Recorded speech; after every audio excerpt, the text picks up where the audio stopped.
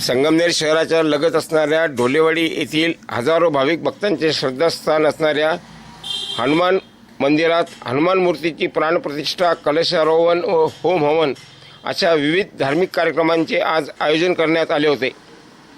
या निमित्ताने भव्य अशी महाआरती करण्यात आली। हनुमान मूर्तीची प्राणप्रतिष्ठा झाल्याने या परिसराला एक वेगळेच रूप प्राप्त झाले आहे। डॉक्टर जयश्रीताई थोरात, इंद्रजित भाऊ थोरात हे देखील या प्रसंगी हजर होते। या प्रसंगी हरिभक्तपरायण ज्ञानेश्वर महाराज जाधव आणि महंत स्वामी दयानंदजी महाराज यांच्या शुभ हस्ते या मूर्तीची प्राणप्रतिष्ठा करण्यात आली। या प्रसंगी हरिभक्तपरायण सागर महाराज दिंडे नाशिक यांनी आपली कीर्तन सेवा रुजू केली। कार्यक्रम यशस्वी करण्यासाठी ढोलेवाडी पंचक्रोशीतील सर्व ग्रामस्थ, भाविक भक्त, भजनी मंडळ यांनी मोठे परिश्रम घेतले। संपन्न झालेल्या कार्यक्रमाचा वृत्तांत।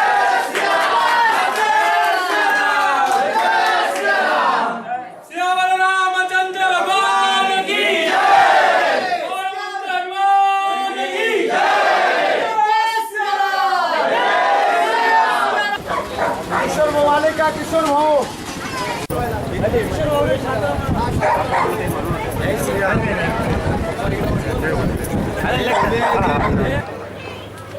चला सर्व आपल्या जागेवर बसा।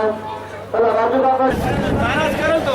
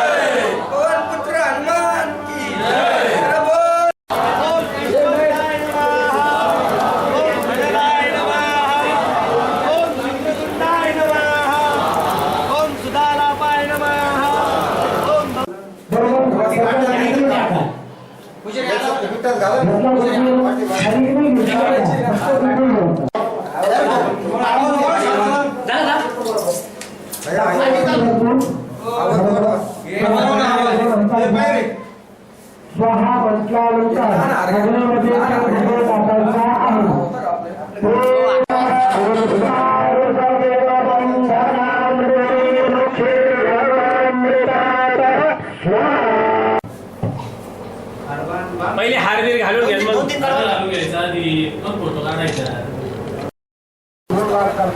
त्यांचं पण होण्यासाठी म्हणजे जर त्यांना एखादं बळ वाढत असेल तर त्यांचं बळ त्यांना वाढून घेऊ नये व आपल्यापर्यंत पोहोचू नये। मंडळ देवदायक तंत्र नबलदान पूजनचा करे ते देवदाह पंचविचार कोण घेऊन जाता हाताला पाणी खेळ करणं हा भगवान साई देवता हा प्रियंत बली उचलल्यानंतर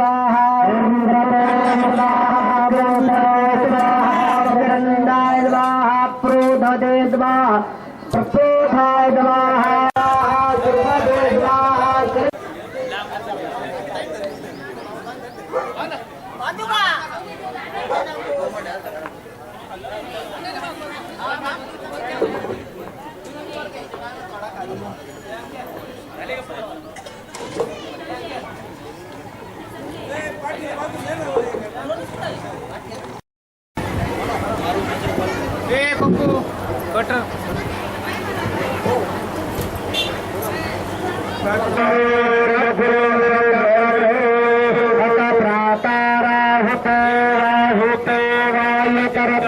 कामयेत श्रेष्ठ अनरसीताय इदं वैश्वानराय वसुन्नसुरुद्राविगुप्ते सुतकृतौ सन्तसे स्वाहा।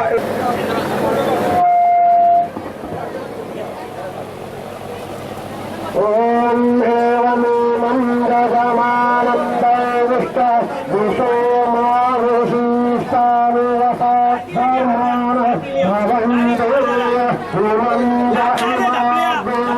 मधुवन्त समन्नवासमासमित्रिया भद्रो सदा नमाविशस्योय भूतं नमो भूतमश्चागोनुभूतोक्ष्मदो गोघुमानो अश्वे भूरिरिकः मानो गुरान्विप्रभामिनो बलिरेह विषमन्तः सदनुपमाह वामहे ईशान्यान् विभूति ग्रहणं ललाटे कण्ठे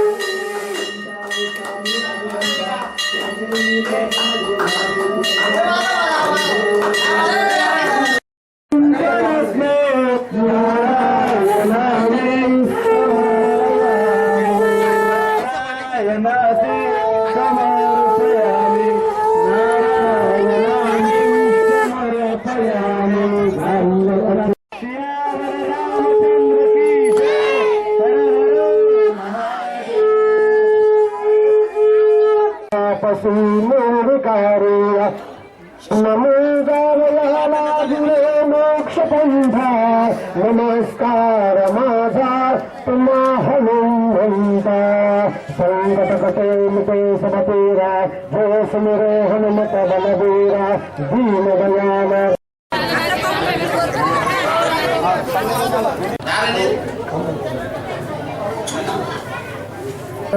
प्रसिद्ध हनुमान मंदिर जीर्णोद्धाराचं काम ढवळेवाडी ग्रामस्थांच्या वतीने या ठिकाणी सुरू करण्यात आलेलं होतं.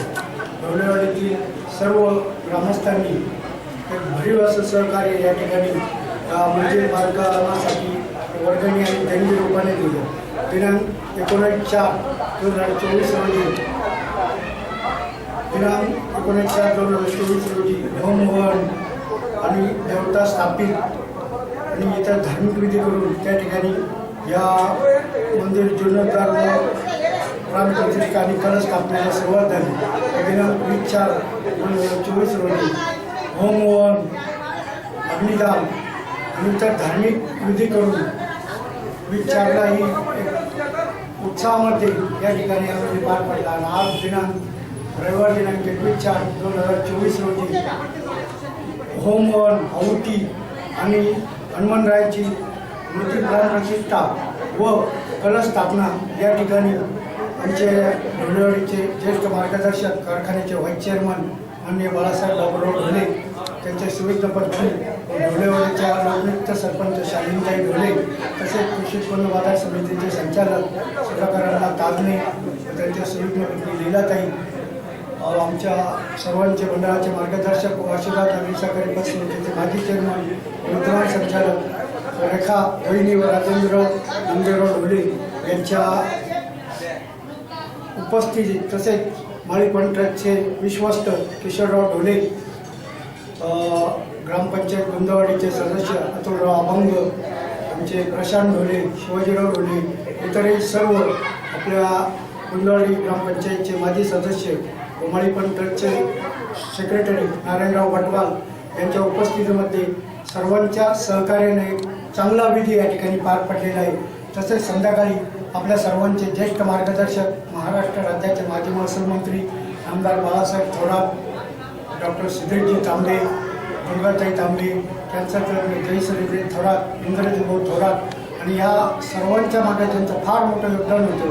ते आमच्या सर्वांचे युवा नेते अभिजितभाऊ ढोले आणि इतरही मान्यवरांच्या शुभ हस्ते या ठिकाणी संध्याकाळी 7 वाजता महाआरती होईल आणि त्यानंतर नाशिकचे प्रसिद्ध कीर्तनकार दंडे महाराज यांच्या कीर्तनाचा कार्यक्रम पार पडेल आणि त्यानंतर 8 वाजता महाप्रसादाचा कार्यक्रम या ठिकाणी पार पडणार आहे.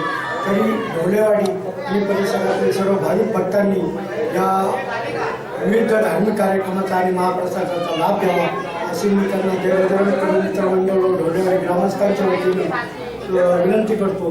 आणि आजचा हा कार्यक्रम या ठिकाणी मोठ्या उत्साहात पार पडल्याबद्दल सर्व भाविकांचे मनपूर्वक आभार मानतो. सर्व कष्टकरी सेवकांचा या ठिकाणी या समितीच्या वतीनं आभार मानतो, धन्यवाद देतो. सर्वांना एक विनंती आहे की अत्यंत सुंदर असा या ठिकाणी कीर्तन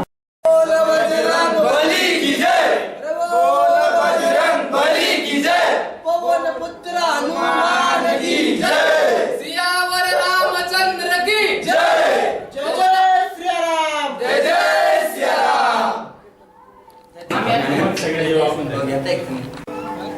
सर्व तमाम नागरिक ग्रामस्थ या सर्वांचं पुन्हा एकदा स्वागत करतो. वारकरी शिक्षण संस्था ढवळेवाडी यांचं एकदा स्वागत करतो गावाच्या वतीनं. त्याचप्रमाणे हबब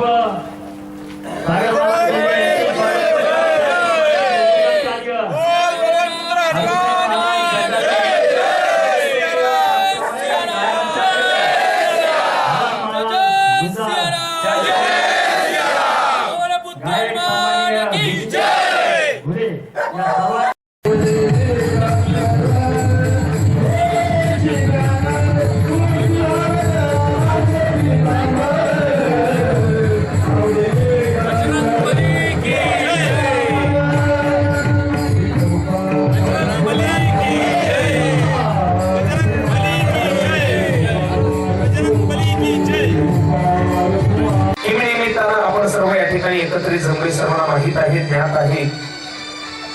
पण सांगणं हे वक्त्याचं आद्य कर्तव्य आहे. त्या नियमानुसार या ठिकाणी श्री क्षेत्र ढोलेवाडी, राजापूर रोड, संगमनेर,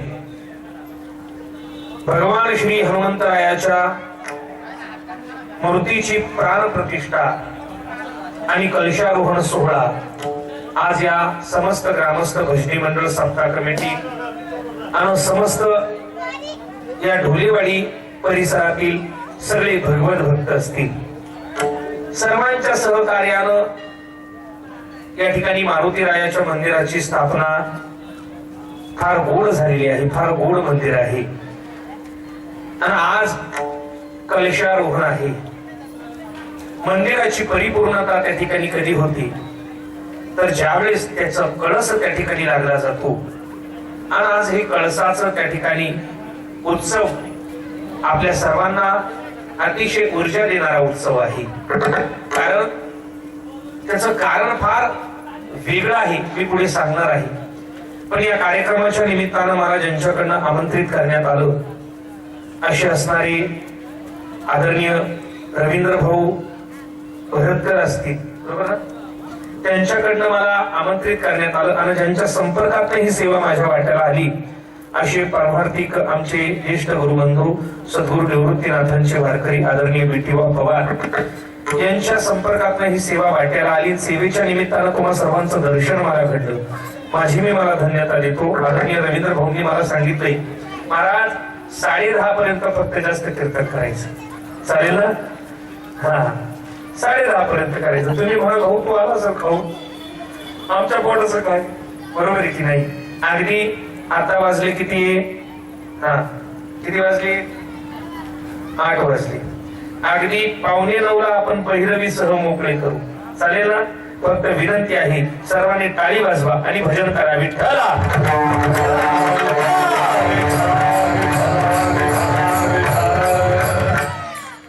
वारकरी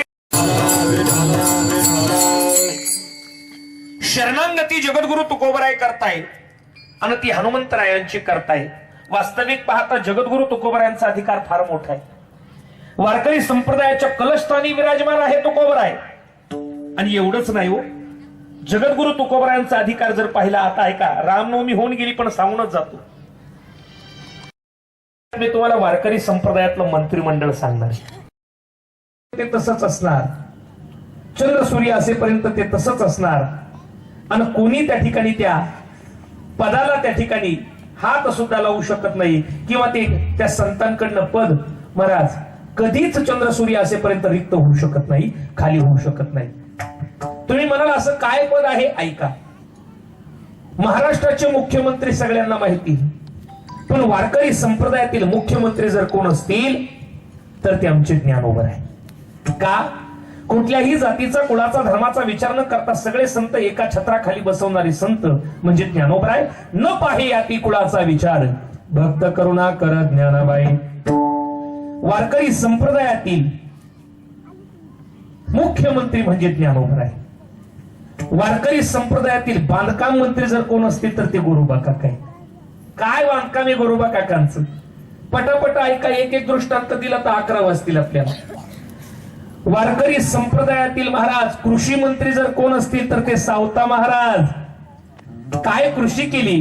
कांदा मुळा भाजी, कांदा मुळा भाजी, कांदा मुळा भाजी, कांदा मुळा भाजी. अवघी मिठाई मारे, मिठाई मारे, अवघी मिठाई मारे, अवघी मिठाई मारे. लसूण मिरची कोथिंबीर, लसूण मिरची अवघा झाला माझा हरी, अवघा झाला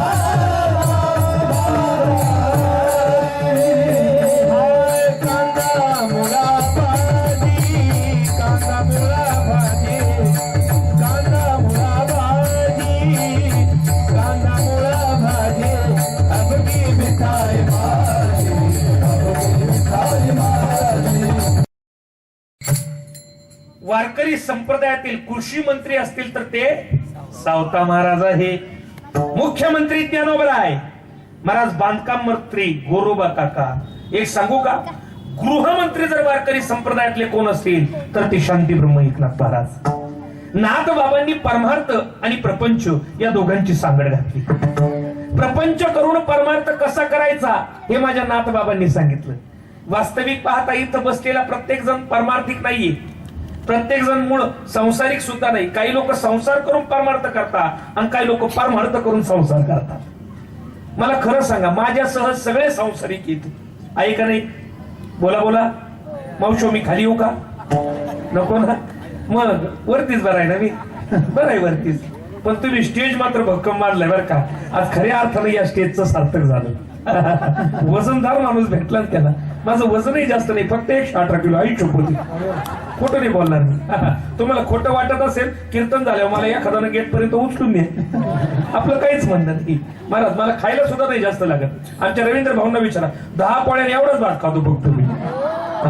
तुम्ही जेवायला घेऊन जा वाटलं घरी, आपलं काहीच म्हणणं नाही. ऐका महाराज, काय सांगत होतो, तुम्ही आम्ही प्रत्येक जण संसारिक आहे.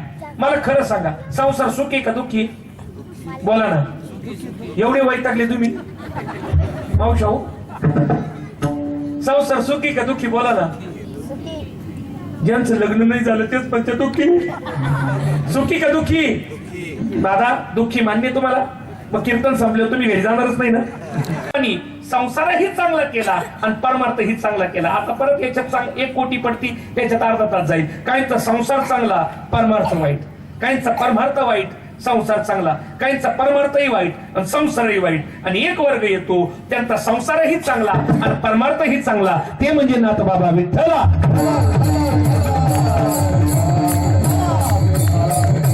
संप्रदायाचे कोण असतील तर ते सद्गुरू निवृत्ती दादा. तुम्ही म्हणाल महाराज कसं काय?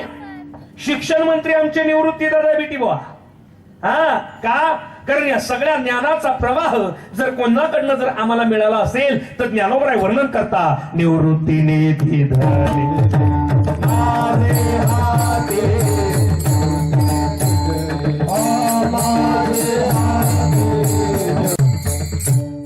ज्ञान गुढ गम्य ज्ञान द्यावा लादले, निवृत्तीने दिलेले माझे हाती. सगळ्या ज्ञानाचा प्रवाह माझ्या निवृत्तीनाथांकडनं आला, म्हणून ते शिक्षण मंत्री. पण ऐका ना, वारकरी संप्रदायातलं सगळ्यात एक मंत्रीपद जे मला आवडतं ते म्हणजे कायदे मंत्री. लक्ष द्या दादा, दादा इकडे लक्ष द्या. कायदे मंत्री कोण आहे वारकरी संप्रदायाच्या? वारकरी संप्रदायाच्या कायदे मंत्री जर कोण असतील तर त्या माझ्या मुक्ताबाई. मुक्ताबाईनं चांगल्या चांगल्याला कायदा शिकवला बाबा. मुक्ताबाईनं एका देवाला नाही तर 3 देवांना कायदा शिकवला. ज्ञानदेव, नामदेव आणि चांगदेव. काय मुक्ताबाईचा अधिकार? ऐका, मुक्ताबाईनं ज्ञानदेवाला कायदा कधी शिकवला? ज्यावेळेस या समाजानं माझ्या ज्ञानदादाला त्रास दिलाय, माझ्या ज्ञानदादानं ताटी लावली, मुक्ताबाईनं म्हणावं योगी पाव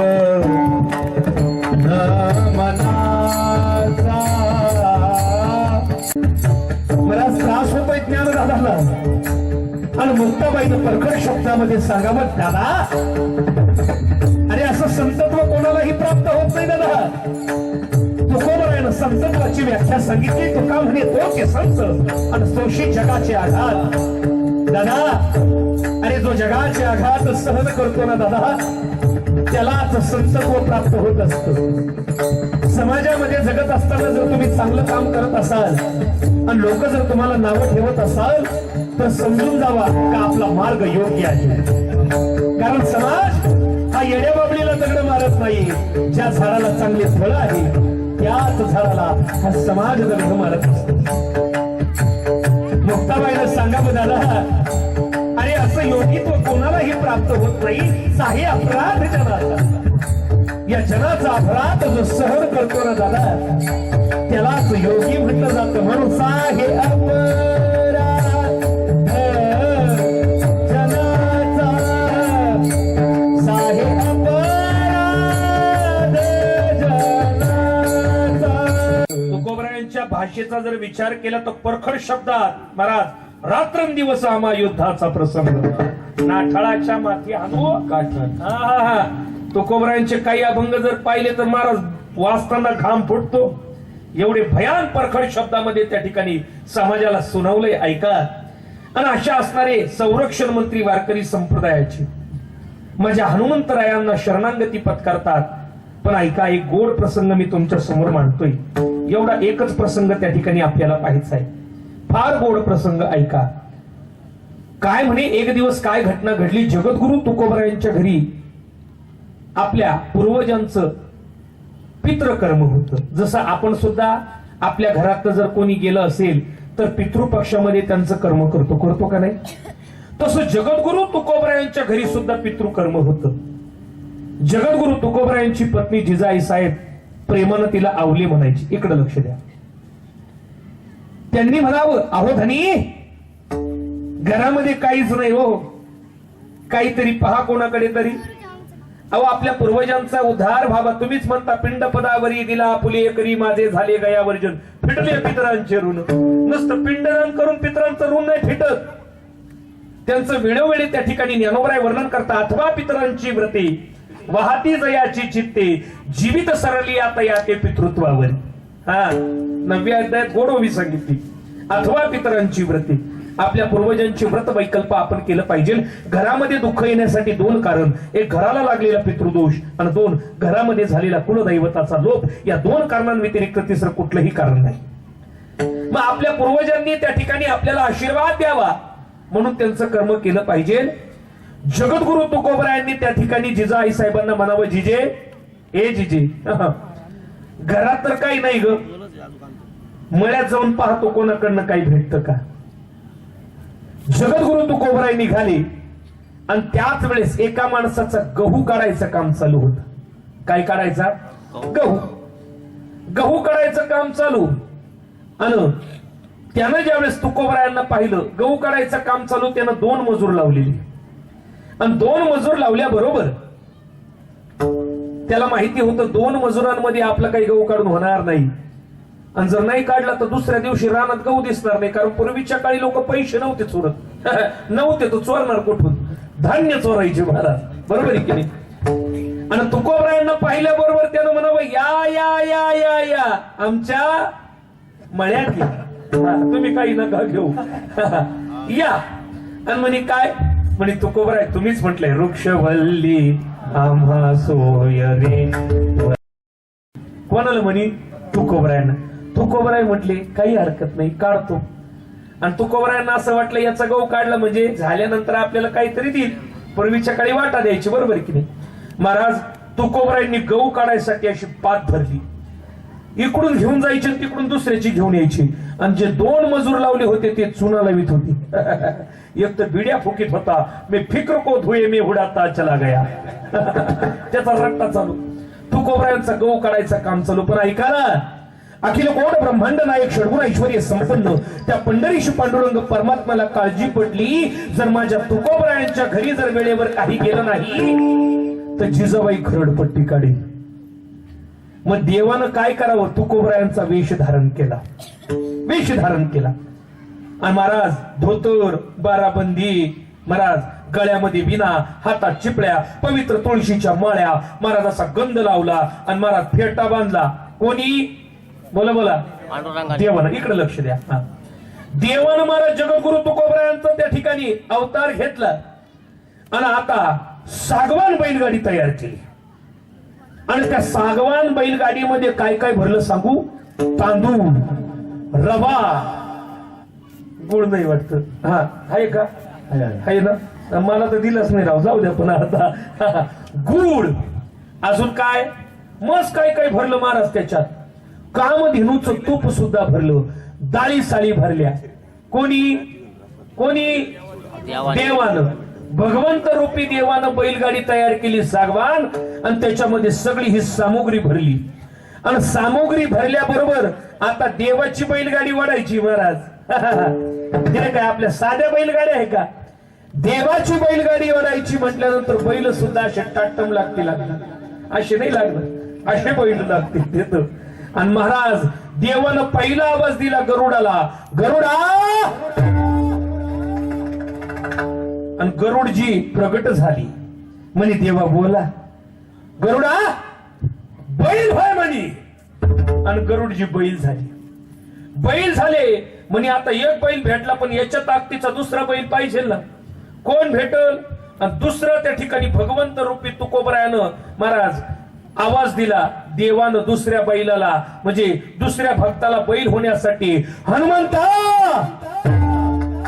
आणि हनुमंतराय प्रकट झाले गदा फिरवीत गार गार गार गार गार गार म्हणे देवा सांगा कोणाला ठोकायचं म्हणे कोणाला ठोकायचं सांगा म्हणे हनुमंता अजिबात ठोकाठाकीचे काम करू नको बैल होय म्हणे कोणाला म्हणे हनुमंताला देव काय म्हटले बैल होय हनुमंतराय रडायला लागले म्हणे तुम्हाला कार्यकर्त्याची किंमतच नाही म्हणे त्रेतायुगामध्ये एवढे राक्षस हल्ले म्हणे खुशाल तुम्ही बैल व्हायला लावत्या तुम्हाला कार्यकर्त्याची किंमत नाही म्हणे असं कुठं असतं का म्हणे आम्ही जीव काढायचा तुमच्यासाठी सगळं करायचं आणि तुम्हीच आम्हाला बैल व्हायला लावायचं कोणासाठी बैल व्हायचं आणि कोणाच्या घरी जायचंय भगवंतानं सांगावं तुकोबरायांचं बैल व्हायचं आणि तुकोबरायांचं बैल व्हायचं म्हटल्याबरोबर हनुमंतराय कोपऱ्यात उभे राहिले आणि बैल झाले भगवंतानं हनुमंतरायाकडे जावं इति एकनाथ महाराज गोळेश्वर उवाच म्हणे हनुम्या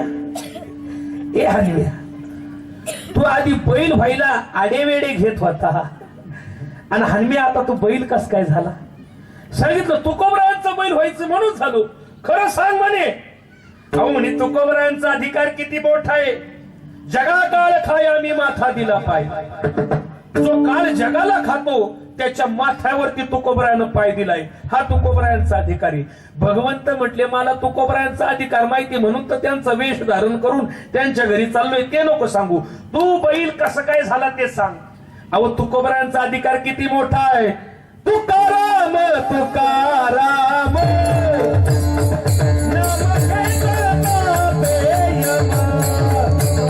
नाही काहीतरी पुरावा दे ऐका हनुमंतरायानं काय करावं आपली छाती फाडावी किती गोड वर्णन श्रीराम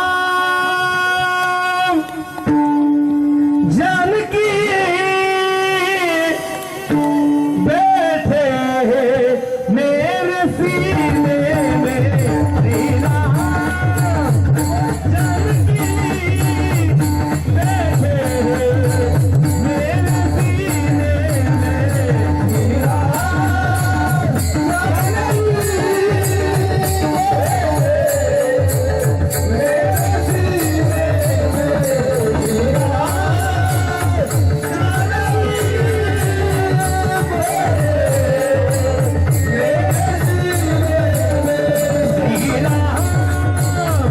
जानकी बैठे मेरे सीने में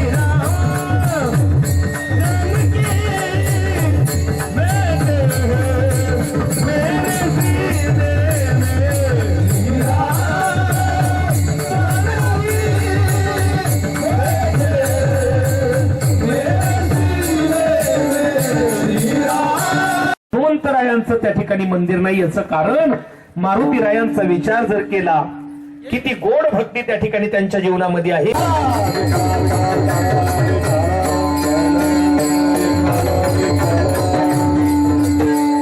बसा बसा सर्वांनी खाली बसा बाकी मंडळी असेल वरती येऊन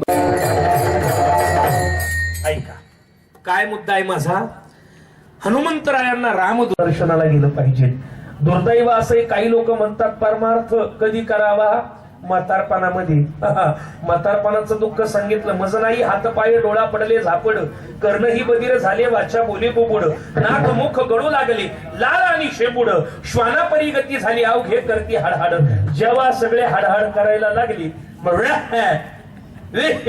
पडीवंद वाढदान डायरेक्ट मला असं खोकलं का त्या अशोक सराफचा पिक्चरच आठवतो पाहिजे जमलं तुम्हाला ज्यांना दोन पोरं एक इकडून करेल दुसरा इकडून विही करून टाकेल आपण पोरांच्या भानगडीतच पडलो नाही आपल्याला दोन मुली आपल्याला माहिती आपलं उरकलं का ते डायरेक्ट विही करून टाकतील आपल्याला असो ऐका बराच महत्वाचा मुद्दा म्हातारपणामध्ये आपल्याला दुःख आहे तरुण अवस्थेमध्ये दुःख आहे पण ऐका तरणा भाग्यवंत नके हरी कीर्तनात एक सांगू का लक्षपूर्वक ऐका या मुली इथं या मुली मला खरं सांगा कीर्तनात टाळ घेऊन उभं राहण्याचं वय आहे का यांचं वय पण एक सांगू का इंस्टाग्राम वरती शिवपिंड हातामध्ये घेऊन माझ्या जिजाऊ मातेच्या लेकी जर खऱ्या शोभत असतील तर या मुली शोभतील दुसरं कोणी शोभणार नाही फक्त त्या ठिकाणी काही लाईक्स आणि व्ह्यूज मिळवण्यासाठी महाराज नववार त्या ठिकाणी नेसायचं, गोरा गोंटा त्या ठिकाणी चेहरा करायचा महाराज, ब्युटी पार्लर मध्ये जायचं आणि त्या ठिकाणी सोंग आणायचं कशाचं, भक्तीचं. ते नाही महाराज. ही भक्ती खरी जर असेल तर या मुलींना त्या ठिकाणी, आपल्या मुली सुद्धा हेच घडवल्या पाहिजेत. मलाही 2च मुली. आपल्या भूमीमध्ये सुद्धा एक शिवावतारी महात्मे जन्माला आले. या मंदिरावरचा कळस जर कोणामुळे दिसत असेल आणि पवित्र तुळस जर आज दारासमोर दिसत असेल तर छत्रपती शिवाजी महाराज या महाराष्ट्राच्या भूमीला मिळाली, म्हणून त्या ठिकाणी आज महाराष्ट्र आबाधित आहे. म्हणून सांगावं असं वाटतं. आता माझा मूळ विषय म्हणून थोडासा सांगून जातो. कसा होता 12व्या शतकातला महाराष्ट्र? ओम नमो श्री जगदंबे. करुण प्रारंभ हे दत्तावर थापतून तो न्याता, दत्तावर थापतून तो न्याता, दत्तावर थापतून तो न्याता, दत्तावर थापतून तो न्याता, दत्तावर थापतून तो न्याता. शाही रहा महाराष्ट्राचा प्राण, शाही रहा महाराष्ट्राचा प्राण, शाही रहा महाराष्ट्राचा प्राण, शाही रहा महाराष्ट्राचा प्राण. शिवप्रभूचा दास गुणगान चिरहाचे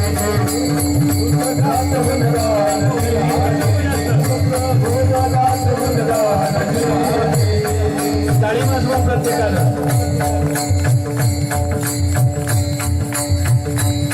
आधी नमन साधू संतारा, आधी नमन साधू संतारा, एक नाथाला रामदासाला, रामदासाला एक राम गाडगे बाबांच्या गुरुचरणाला निरहाले, गुरुचरणाला निरहाले, गुरुचरणाला निरहाले.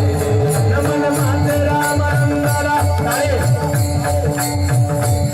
नमन माते रामानंदाला, सुभद्र मातेला, पांडुरंगाला, पांडुरंगाला.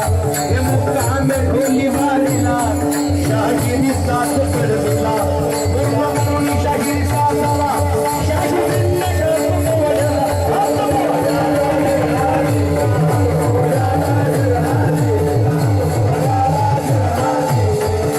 कसा होता 12व्या शतकातला महाराष्ट्र? आणि 12व्या शतकातल्या महाराष्ट्रामध्ये सोन्या नाण्यानं हा होता 12व्या शतकातला. मुलीच्या लोटभीत या महाराष्ट्राच्या भूमीमध्ये चालत आली आणि येणाऱ्या शत्रूचं नावही कळालं. अल्लाहुद्दीन खिलजी मला धनधान्याची लूट केली, यात नवल काय? पण तारुण्य आणि सौंदर्य सर्व स्वाव लुटल्या जाऊ. अरे पाहता रोग जरी एकवटून आले तरी रोग सुद्धा ज्या गोष्टीला शिवत नाही ती माझ्या माता माऊलींची आवाज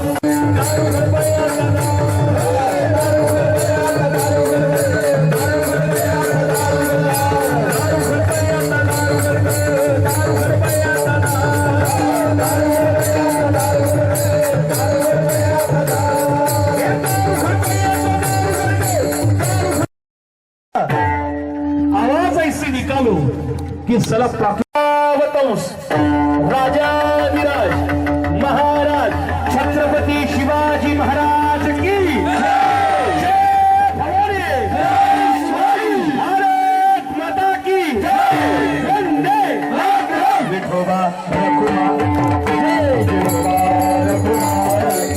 हरी जय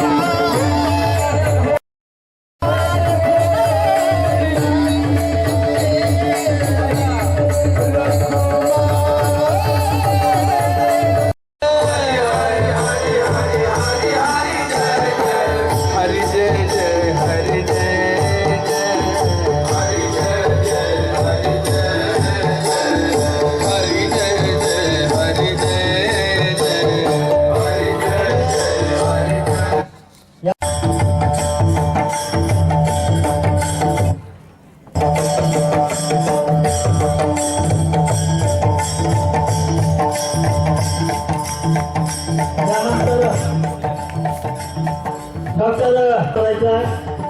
त्याचप्रमाणे या ठिकाणी उपस्थित असलेले वैष्णव मुर्तडक, शुभम पेंडवाजे या दोन्ही मित्रांचा या ठिकाणी जाहीर आभार व्यक्त करतो. या कार्यक्रमासाठी सर्व देणगीदार आणि या कमिटीचे सर्व सदस्य, ग्रामस्थ यांचं या ठिकाणी ढोलेवाडी येथील बजरंगबलीच्या मंदिराच्या प्राणप्रतिष्ठासाठी आपण सर्वजण आज इथे उपस्थित आहोत.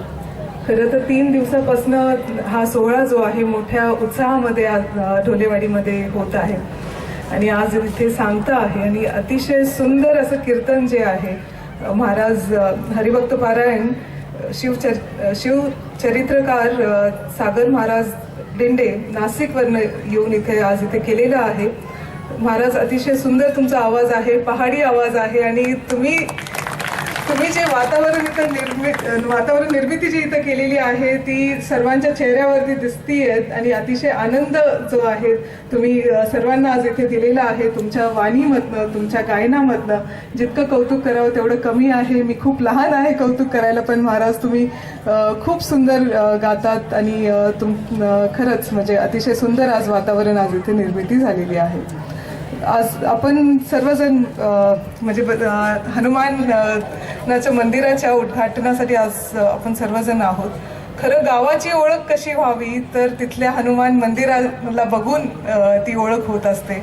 म्हणजे जे गाव, प्रत्येक गाव म्हणजे आपल्या महाराष्ट्रामध्ये जेवढी गावं आहेत ना, हनुमान मंदिर प्रत्येक गावामध्ये असतं. म्हणजे सहकार महर्षी भाऊसाहेब थोरात साहेब यांनी अमृत मंथनामध्ये लिहिलं आहे की जेव्हा जेव्हा मी भूमिगत असायचो, जेव्हा जेव्हा मी स्वातंत्र्य चळवळीत असायचो, त्यांना खूप गावांमध्ये फिरावं लागायची. छोटी छोटी अतिशय म्हणजे डोंगराच्या जवळची गाव जरी असली ना, तिथे सुरेखचं छोटंसं हनुमान मंदिर तरी असणारच, अशी ती गावची ओळख असते. आणि ढोलेवाडी जे आहे ते आपलं आता स्वतंत्र गाव झालेलं आहे आणि स्वतंत्र गाव झालं तर पहिलं काम जे तुम्ही सर्वांनी केलं आहे ते आहे हनुमान मंदिराची स्थापना तुम्ही केलेली आहे. तुमच्या सर्वांचं खूप खूप अभिनंदन. अतिशय म्हणजे सर्वांनी लोकवर्गणीमधनं आणि सर्वच ह्याच्यातनं हे मंदिर जे आहे अतिशय सुरेख असं मंदिर जे आहे ते झालेलं आहे. तुमच्या सर्वांचं मी खूप खूप अभिनंदन करते. आपण सर्वजण वारकरी संप्रदायाला मानणारे लोक आहोत, आपण सर्वजण विठ्ठलाला मानणारे लोक आहोत.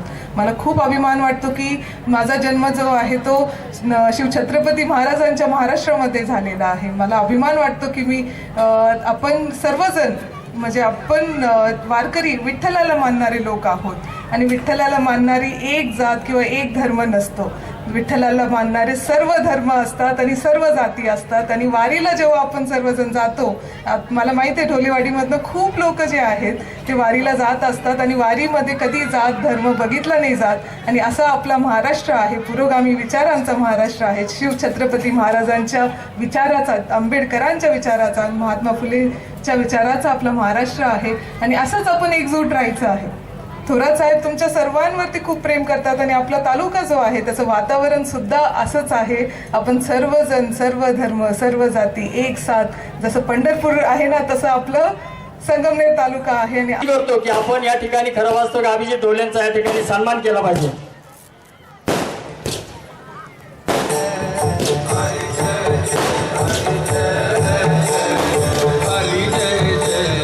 राहिला त्याबद्दल मी सर्वप्रथम सर्वांचे आभार मानतो.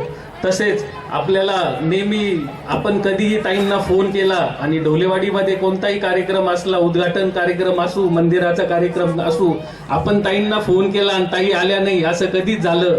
त्याबद्दल देखील मी जयश्री ताईंचं खूप खूप आभार मानतो. व ताई तुम्ही आता हसमुखजींचं तर सगळं सांगितलंच, तुम्ही जरी विसरले असले तरी आम्ही ते सांगणार होतं सगळं. डॉक्टर साहेब मुंबईला निघाले होते, त्यांना तिथे मुंबईच्या टाटा हॉस्पिटलमध्ये मोठे डॉक्टर आहे ते, त्यांना तिथे अपॉइंटमेंट होती. पण ताईंना मी आग्रह केला, नाही ताई या निमित्त डॉक्टर साहेबांना देखील इथं घेऊन या. आणि डॉक्टर साहेब तुम्ही देखील इथे उपस्थित राहिला, त्याबद्दल आपले खूप खूप आभार मानतो. व सर्वजण इथे सगळ्यात महत्वाचं एक राहिलं ताई, हे जरी मंदिर आम्ही लोकवर्गणीतनं उभं केलं तर यात सगळ्यात मोठा जो वाटा आहे, जो आमचा हनुमान मित्र परिवार आहे ढोलेवाडी, हे जे आपले सगळे कार्यकर्ते आहे, हा सगळा मित्र परिवार आहे, ह्या सगळ्यांमुळं हे मंदिर आम्ही उभे करू शकलो. त्याबद्दल आपल्या सगळ्या ढोलेवाडी ग्रामस्थांचं आणि आपल्या सगळ्या कार्यकर्त्यांचं, मित्रांचं देखील मी आभार मानतो व थांबतो. धन्यवाद.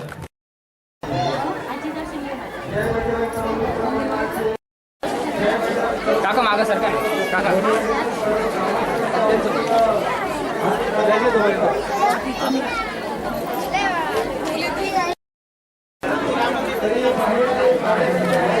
ओके.